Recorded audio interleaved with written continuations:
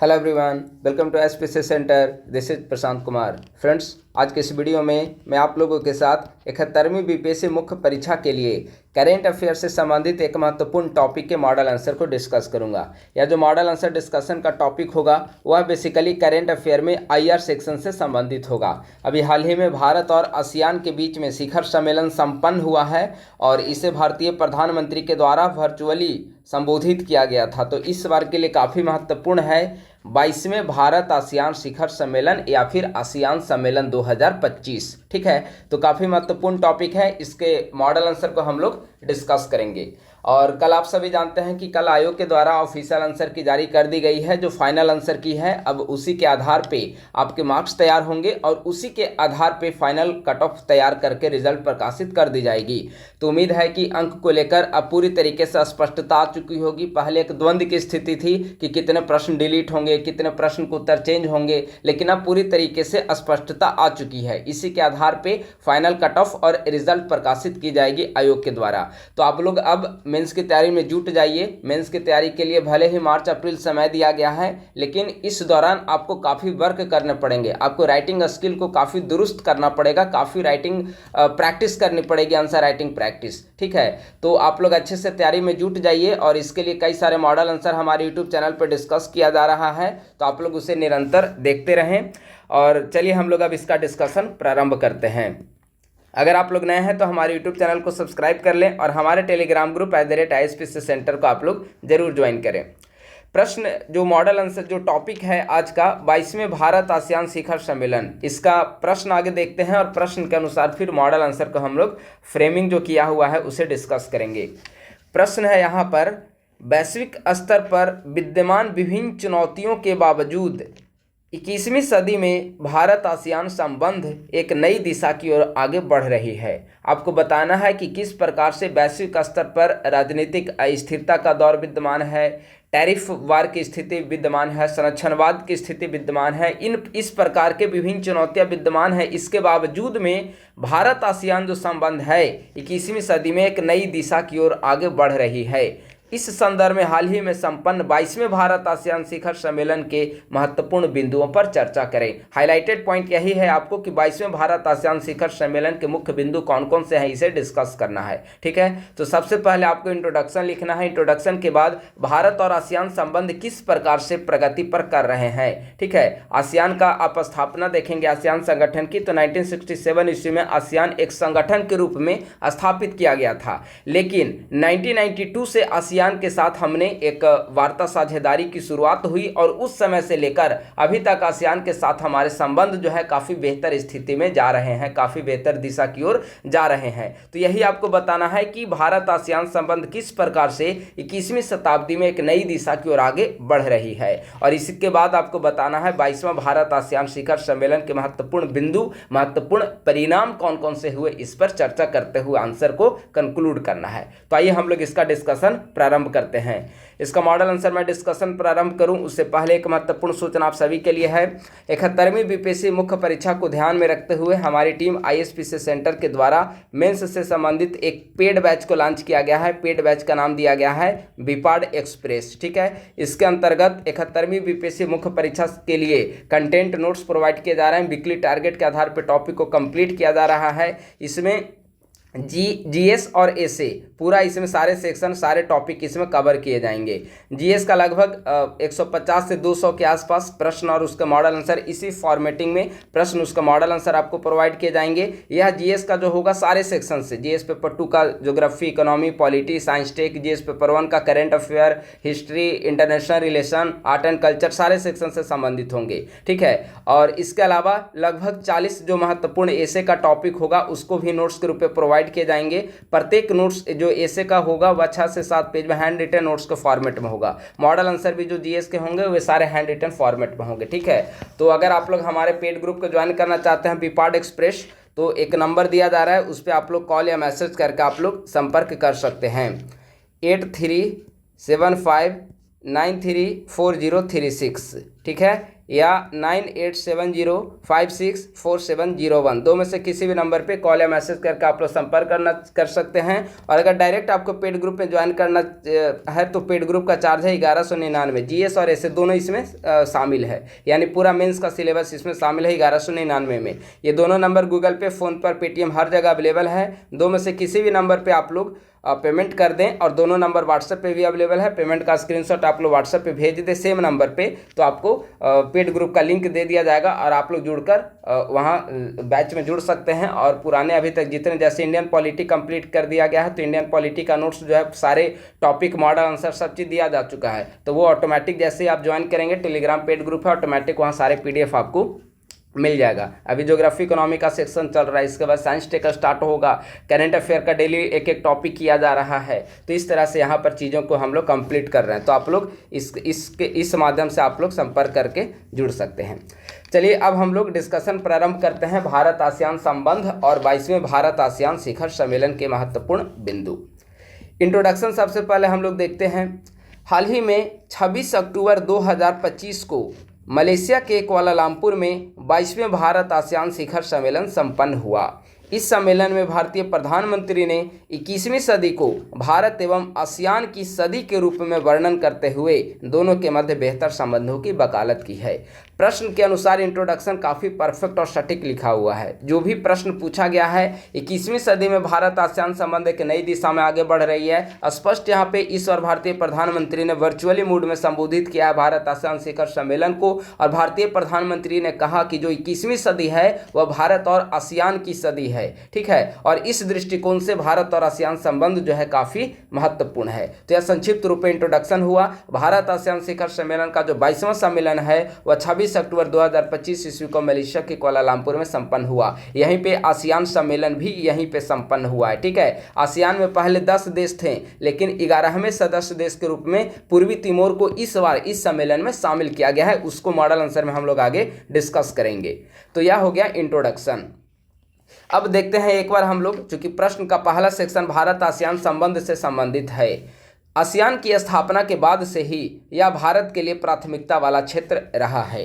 वर्ष 1992 में भारत आसियान का क्षेत्रीय वार्ता भागीदार बना तथा 1995 में एक संवाद साझेदार देश के रूप में भारत और आसियान के बीच संबंध विकसित हुए हैं। यह संबंध 2012 में रणनीतिक साझेदारी तथा 2022 में व्यापक रणनीतिक साझेदारी के स्तर तक पहुंच गया। आसियान में सदस्य देशों की रणनीतिक महत्ता को देखते हुए भारत ने अपने लुक ईस्ट पॉलिसी को एक्ट ईस्ट पॉलिसी में बदला है। आप देखेंगे कि 1992 में भारत ने लुक ईस्ट पॉलिसी प्रारंभ किया। लुक ईस्ट पॉलिसी का मतलब होता है पूर्व की ओर देखो, ईस्ट की ओर देखो। पूर्व की ओर आप देखेंगे तो भारत के आप मैप के दृष्टिकोण से देखें तो पूर्व में जो भी ये कंट्री स्थित हैं वे सभी अधिकांश जो है वे आसियान कंट्रीज हैं। म्यांमार है, थाईलैंड है, लाओस है, जितने भी कंट्रीज हैं वे सारे आसियान कंट्रीज हैं। इसीलिए लुक ईस्ट पॉलिसी हमने 1992 में लॉन्च किया था। लेकिन 2014 ईस्वी में जब नरेंद्र मोदी के नेतृत्व में नई सरकार का गठन हुआ तो पूर्वी देशों के साथ संबंधों को बेहतर बनाने के लिए लुक ईस्ट पॉलिसी को हमने एक्ट ईस्ट पॉलिसी में तब्दील कर दिया।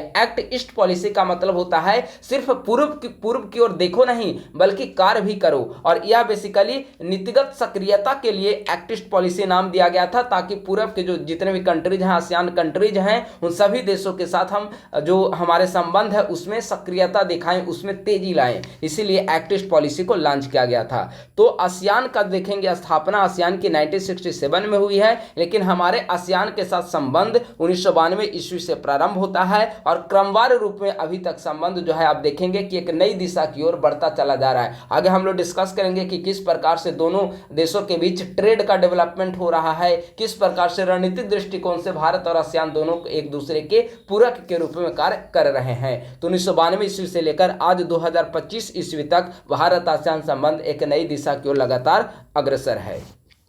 तो एक संक्षिप्त टिप्पणी हो गया भारत आसियान संबंध को लेकर। अब देखते हैं हम लोग विभिन्न संबंध, भारत और आसियान के बीच आर्थिक क्षेत्र में सबसे पहले हम लोग संबंध देखते हैं। तो आर्थिक क्षेत्र में अगर आप संबंध देखेंगे तो आसियान भारत का चौथा बड़ा व्यापारिक साझेदार देश है। आसियान की महत्ता देखिए भारत के लिए, आर्थिक दृष्टिकोण से भी भारत भी एक बड़ा मार्केट है। आसियान के लिए भारत भी काफी महत्वपूर्ण है और आसियान में चूंकि 10-11 कंट्रीज शामिल हैं तो आसियान कंट्रीज भी भारत के दृष्टिकोण से काफी महत्वपूर्ण है और इसी से आप महत्ता को लगा सकते हैं, महत्ता आप समझ सकते हैं कि आसियान जो है भारत का चौथा बड़ा व्यापारिक साझेदार देश है। भारत के वैश्विक व्यापार में 11% की हिस्सेदारी आसियान कंट्रीज, आसियान संगठन की है। काफी महत्वपूर्ण होता है। 100% में भारत के कुल जितना वैश्विक व्यापार है, ग्लोबल ट्रेड है, भारत का जितना भी ट्रेड होता है उसमें 11% हिस्सेदारी आसियान कंट्रीज की है। दोनों देशों के बीच अगर आप द्विपक्षीय व्यापार देखेंगे तो लगातार वृद्धि हो रही है द्विपक्षीय व्यापार में। 2020-21 में भारत और आसियान के बीच द्विपक्षीय व्यापार $81.33 बिलियन था।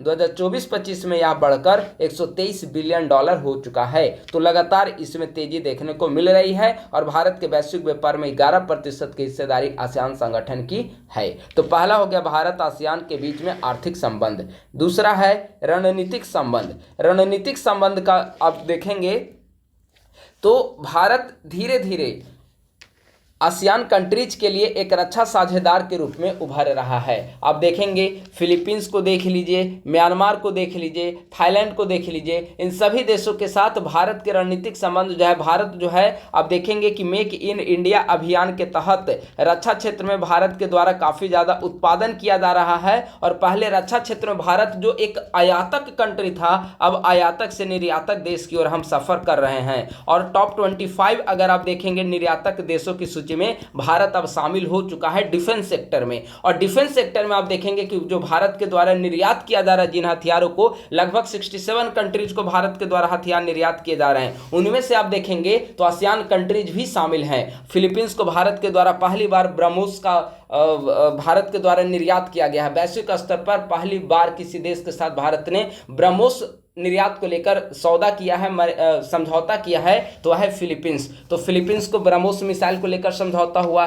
थाईलैंड, म्यांमार वगैरह देशों के साथ भी भारत जो है ब्रह्मोस के लिए डील करने की स्थिति में है और वार्ता चल रहा है। तो इस दृष्टिकोण से देखेंगे कि भारत जो है धीरे धीरे आसियान कंट्रीज के बीच में एक विश्वसनीय रक्षा साझेदार के रूप में उभर रहा है। और विश्वसनीय रक्षा साझेदार के रूप में उभरने का एक दूसरा वजह यह है कि ये सारे जो कंट्रीज हैं वह चाइना से काफ़ी ज़्यादा परेशान कंट्रीज है, चाइना के प्रेशर से परेशान है। तो उनको काउंटर करने के लिए, बैलेंस करने के लिए चाइना के समकक्ष एक बड़े देश की आवश्यकता होगी जो एक साझेदार के रूप में उभर सके और वह साझेदार की जो गैप है वह भारत इस गैप को पूर्ति करता है और इसीलिए एक विश्वसनीय रक्षा साझेदार के रूप में हाल के दिनों में भारत काफ़ी तेजी से आसियान कंट्रीज के बीच में उभर रहा है। तो पहला पॉइंट हो गया। दूसरा पॉइंट, आसियान हिंद प्रशांत क्षेत्र में प्रतिसंतुलन बनाने के लिए महत्वपूर्ण है, क्योंकि आसियान कंट्रीज देखेंगे कि कई सारे आसियान कंट्रीज हैं हिंद प्रशांत क्षेत्र में अवस्थित हैं और हिंद प्रशांत क्षेत्र में चाइना का इन्फ्लुएंस काफ़ी ज़्यादा बढ़ रहा है। ऐसी स्थिति में भारत और आसियान दोनों मिलकर अगर काम करते हैं तो वहाँ पर चाइना की जो स्थिति है उसको काउंटर किया जा सकता है, बैलेंस किया जा सकता है। और भारत के द्वारा देखेंगे तो एक्टिस्ट पॉलिसी लाया गया है इसीलिए ताकि संबंधों को बेहतर किया जा सके और आसियान के द्वारा outlook on the Indo Pacific दृष्टिकोण भी लाया गया है जिसका केंद्र बिंदु जो है वह भारत है। तो इस तरीके से दोनों देशों के बीच रणनीतिक संबंध काफ़ी महत्वपूर्ण है। अब आइए सांस्कृतिक संबंध। तो भारत और आसियान के बीच सबसे जो बेहतर संबंध है वह सांस्कृतिक संबंध है। क्यों? क्योंकि आप पुरातन समय में चले जाइए, आप ऐतिहासिक दौर में चले जाइए, गौतम बुद्ध का समय। गौतम बुद्ध के समय के दौरान आप देखेंगे कि उस समय बौद्ध धर्म का विस्तार जिन देशों में हुआ है उनमें आसियान कंट्रीज काफ़ी महत्वपूर्ण है। भारत के अलावा बौद्ध धर्म का विस्तार कहाँ पर है? पश्चिमी देशों में तो है नहीं बौद्ध धर्म का विस्तार। ऐसा नहीं है कि अमेरिका और ब्रिटेन में बौद्ध धर्म का विस्तार है। तो किन देशों में बौद्ध धर्म का विस्तार मिलता है? म्यांमार में। और कहाँ पर मिलेगा? थाईलैंड में। तो इन देश ये सभी क्या हैं? आसियान कंट्रीज हैं। तो भारत और आसियान के साथ संबंध जो है ऐतिहासिक दृष्टिकोण से काफ़ी महत्वपूर्ण है। बौद्ध धर्म का यहाँ पर काफ़ी ज़्यादा विस्तार हुआ है। इसके अलावा आप देखेंगे कि रामायण जो है इंडोनेशियाई संस्कृति का हिस्सा है। वहाँ पे बाली की बहुत रामायण के एक पात्र हैं बाली और सुग्रीव। वहाँ पे आप देखेंगे कि इंडोनेशिया में बाली का काफ़ी बड़ा बड़ा मंदिर वहाँ पे बनाया गया है। तो वहाँ पे रामायण को लेकर वहाँ पे हमेशा सीरियल वगैरह होते रहता है। वहाँ पे काफ़ी ज़्यादा समारोह होते रहते हैं। भारत से चीफ गेस्ट के रूप में आमंत्रित होते हैं। अधिकांश आबादी यहाँ की मुस्लिम है, लेकिन इसके बावजूद आप देखेंगे कि रामायण वहाँ की कल्चर की एक महत्वपूर्ण विशेषता है। रामायण के विभिन्न पात्रों को वहाँ पर काफ़ी अधिक बड़े बड़े मंदिर के रूप में वहाँ पर दर्शाया गया है। तो ऐतिहासिक संबंध जो है वह सांस्कृतिक दृष्टिकोण से भारत और आसियान कंट्रीज के बीच में महत्वपूर्ण है, चाहे वह बौद्ध धर्म के रूप में हो, चाहे वह रामायण को लेकर हो। इसके अलावा देखेंगे कि नालंदा विश्वविद्यालय के जरिए ज्ञान का प्रसार ऐतिहासिक दृष्टिकोण से भी ऐतिहासिक समय में आसियान कंट्रीज के बीच में हुआ है। और आसियान कंट्रीज से काफ़ी ज़्यादा लोग, जब नालंदा विश्वविद्यालय का दौर था तो ये सारे जो भी कंट्रीज जो अभी वहाँ पर अवस्थित हैं आसियान देश के रूप में, वहाँ से काफ़ी ज़्यादा यहाँ लोग आते थे। तो यह हो गया भारत और आसियान के बीच में सांस्कृतिक संबंध। अगला है संपर्क क्षेत्र यानी कि कनेक्टिविटी। भारत और आसियान के बीच में कनेक्टिविटी में काफ़ी ज़्यादा डेवलपमेंट हो रहा है। चूँकि आप देखेंगे, आप आसियान का मैप देखिए, यह भारत का मैप है, ठीक है। ये सारे जो हैं वह पूर्वी कंट्रीज हैं, नॉर्थ ईस्ट स्टेट है। और अब आसियान का ये जो है अरुणाचल प्रदेश, ठीक है, तो यहीं पे आप देखेंगे म्यांमार स्थित है, थाईलैंड स्थित है। ये सारे क्या है, आसियान कंट्रीज हैं। और जब ये आसियान कंट्रीज भारत के एकदम पड़ोसी हैं तो स्वाभाविक सी बात है कि नॉर्थ ईस्ट जो स्टेट हैं, भारत के उत्तर पूर्वी राज्य हैं, उनका विकास जो है वह इनके साथ संबंधों पर काफ़ी ज़्यादा निर्भर करता है। यहाँ पे शांति व्यवस्था बनी रहेगी या नहीं, बॉर्डर कंट्रीज पे काफ़ी ज़्यादा निर्भर करते हैं। अगर म्यांमार में अशांति आएगी तो उसका प्रत्यक्ष प्रभाव हमारे नॉर्थ ईस्ट स्टेट पर भी देखने को मिलता है। तो इसी दृष्टिकोण से पूर्वोत्तर राज्यों के विकास में सहायक है आसियान कंट्रीज, ठीक है। और इसीलिए आप देखेंगे कि IMT त्रिपक्षीय राजमार्ग का विकास किया जा रहा है। IMT का मतलब हो गया इंडिया म्यांमार थाईलैंड त्रिपक्षीय राजमार्ग। भारत, म्यांमार और थाईलैंड, जो म्यांमार और थाईलैंड आसियान मेंबर हैं, तो इन तीनों देश जो हैं वह मिलकर एक त्रिपक्षीय राजमार्ग का विकास करें और यह राजमार्ग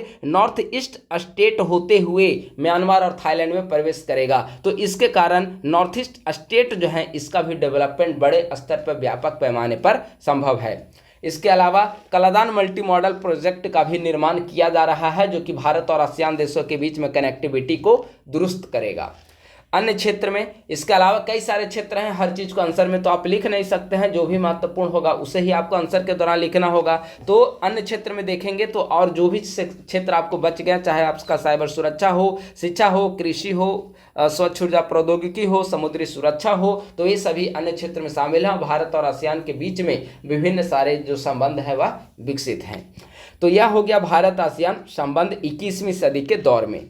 प्रश्न का दूसरा सेक्शन क्या कह रहा है कि हाल ही में संपन्न भारत आसियान शिखर सम्मेलन के महत्वपूर्ण बिंदु पर चर्चा करें। अब हम लोग आते हैं भारत आसियान 22वां शिखर सम्मेलन, ठीक है।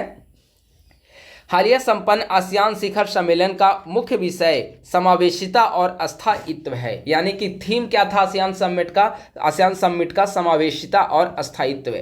प्रधानमंत्री ने वर्चुअल माध्यम से संबोधित करते हुए कहा कि 21वीं सदी भारत और आसियान की सदी है। साथ ही माननीय प्रधानमंत्री ने बताया कि भारत और आसियान न केवल भौगोलिक रूप से जुड़े हुए हैं, बल्कि मजबूत ऐतिहासिक संबंधों और साझा मूल्यों के सूत्र में बंधे हुए हैं। हमने बताया भौगोलिक रूप से जुड़े हुए हैं, इसका मतलब बॉर्डर जो है वह शेयर होता है म्यांमार के साथ, थाईलैंड के साथ, यानी कि भौगोलिक रूप से तो भारत और आसियान जुड़े हुए हैं ही। इसके अलावा जो है वह ऐतिहासिक संबंधों के आधार पर भी बौद्ध धर्म हो गया, रामायण हो गया, इसके अलावा नालंदा विश्वविद्यालय के जरिए ज्ञान का प्रसार हो गया। ऐतिहासिक संबंधों के दृष्टिकोण से भी भारत और आसियान जुड़े हुए हैं और दोनों देशों के बीच में साझा मूल्य देखने को मिलते हैं।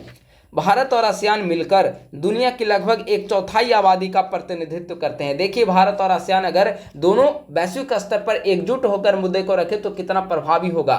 भारत और आसियान के बीच जो आबादी है विश्व की कुल आबादी का 1/4 हिस्सा है, ठीक है। प्रधानमंत्री ने बताया कि अनिश्चितताओं के इस दौर में भी भारत आसियान व्यापक रणनीतिक साझेदारी में लगातार प्रगति देखने को मिल रही है। जहां विश्व के सारे देश में आप देखेंगे तो टैरिफ वार की स्थिति विद्यमान है, व्यापार युद्ध की स्थिति विद्यमान है। अमेरिकी राष्ट्रपति डोनाल्ड ट्रंप के द्वारा कभी चाइना पर, कभी ब्राजील पर, कभी भारत पर लगातार टैरिफ की वृद्धि की जा रही है, यानी कि व्यापार युद्ध की स्थिति विद्यमान है। संरक्षणवाद की स्थिति देखने को मिल रहा है पश्चिमी देशों के द्वारा, अमेरिका के द्वारा। संरक्षणवाद निर्यात को ज्यादा से ज्यादा निर्यात करना और कम से कम आयात करना संरक्षणवाद की पॉलिसी कहलाती है। तो चाहे व्यापार युद्ध की स्थिति हो, संरक्षणवाद की स्थिति हो, राजनीतिक रूप से अस्थिरता का दौर हो, इस ऐसे वैकल्पिक वैश्विक स्थिति में भी, व्यापार मंदी की स्थिति हो, वैश्विक मंदी की स्थिति हो, इन अनिश्चितताओं के दौर में भी आप देखेंगे तो भारत और आसियान के बीच संबंध जो है वह सकारात्मक दिशा में प्रगति के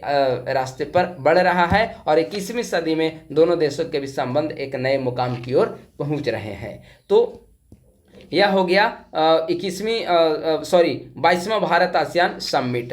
अब प्रश्न है कि इसके मुख्य बिंदु पर चर्चा करें। कौन कौन से मुख्य जो कोई भी समिट होता है तो समिट होने के बाद एक उस समिट में क्या क्या फैसले लिए गए उसे प्रकाशित किया जाता है, तो उसके मुख्य बिंदु कौन कौन से हैं। पहला पॉइंट, भारत ने आसियान के 11वें सदस्य के रूप में पूर्वी तिमोर का स्वागत किया। ठीक है, आसियान के 11वें मेंबर के रूप में किसे शामिल किया गया है? पूर्वी तिमोर को शामिल किया गया, आप लोग याद रखेंगे। और भारत ने इसका स्वागत किया, पहली बार पूर्वी तिमोर शामिल हुआ और भारत के द्वारा इसका स्वागत किया गया। आसियान भारत व्यापक रणनीतिक साझेदारी को लागू करने के लिए आसियान भारत कार्य योजना का समर्थन किया गया। ठीक है, दोनों पक्षों ने 2026 को आसियान भारत समुद्री सहयोग वर्ष नामित किया ताकि ब्लू इकोनॉमी को बढ़ावा दिया जा सके, यानी कि ब्लू इकोनॉमी, नीली अर्थव्यवस्था को बढ़ावा देने के लिए दोनों पक्षों के द्वारा 2026 को आसियान भारत समुद्री सहयोग वर्ष के रूप में नामित किया गया। नालंदा विश्वविद्यालय में दक्षिण पूर्व एशियाई अध्ययन केंद्र स्थापित करने का प्रस्ताव रखा गया ताकि शैक्षणिक और सांस्कृतिक आदान प्रदान का प्रोत्साहन मिल सके। भारत के द्वारा लोथल गुजरात में ईस्ट एशिया समिट समुद्री विरासत महोत्सव की मेजबानी करने की घोषणा की गई है। इंफ्रास्ट्रक्चर, सेमीकंडक्टर, उभरती प्रौद्योगिकी, दुर्लभ मृदा तत्व आदि में सहयोग बढ़ाने पर बल दिया गया। तो इस प्रकार से भारत आसियान सम्मेलन के महत्वपूर्ण बिंदु थे। निष्कर्षता स्पष्ट है कि वैश्विक स्तर पर राजनीतिक अस्थिरता, संरक्षणवाद, व्यापार युद्ध, वैश्विक मंदी आदि के बावजूद भारत आसियान संबंध जो हैं आज सांस्कृतिक, आर्थिक और रणनीतिक साझेदारी के रूप में काफ़ी महत्वपूर्ण है। राजनीतिक साझेदारी के रूप में दोनों देशों के बीच संबंध विकसित हो रहे हैं।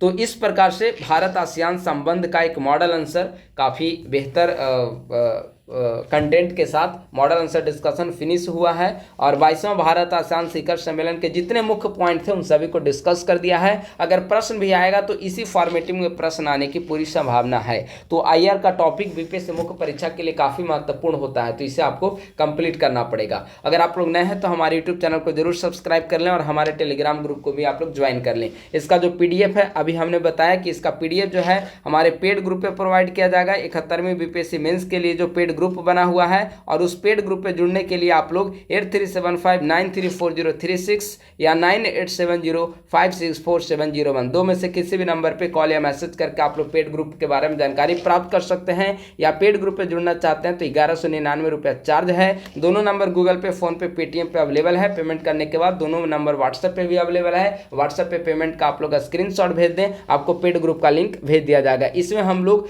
पूरी जीएस और एसए यानी बीपीएससी मुख्य परीक्षा का पूरी सिलेबस को हम लोग इसमें कवर करेंगे। जीएस के लगभग 150 से 200 प्रश्नों के टॉपिक के मॉडल आंसर आपको प्रोवाइड किए जाएंगे। लगभग 40-50 जो महत्वपूर्ण एसे होगा उसका भी एसे नोट्स आपको प्रोवाइड किया जाएगा। सारे मॉडल आंसर, जीएस, एसे सारे जो हैं हैंड रिटन फॉर्मेट में इसी रूप में आपको उपलब्ध कराए जाएंगे। एसे का नोट जो होगा प्रत्येक एसे 6 से 7 पेज में हैंड रिटन अवेलेबल होगा। इसके अलावा महत्वपूर्ण डेटा प्रोवाइड किए जाएंगे, महत्वपूर्ण एडिटोरियल प्रोवाइड किया जाएगा। ठीक है, और भी चीज़ें, करंट अफेयर की चीज़ें जो है पूरे 1-1.5 साल की वो सारे इसमें कवर की जाएगी। तो बस आज के वीडियो में इतना ही। उम्मीद है कि यह वीडियो आपको पसंद आई होगी। लाइक, सब्सक्राइब और शेयर करना ना भूलें। थैंक यू सो मच, बहुत बहुत धन्यवाद।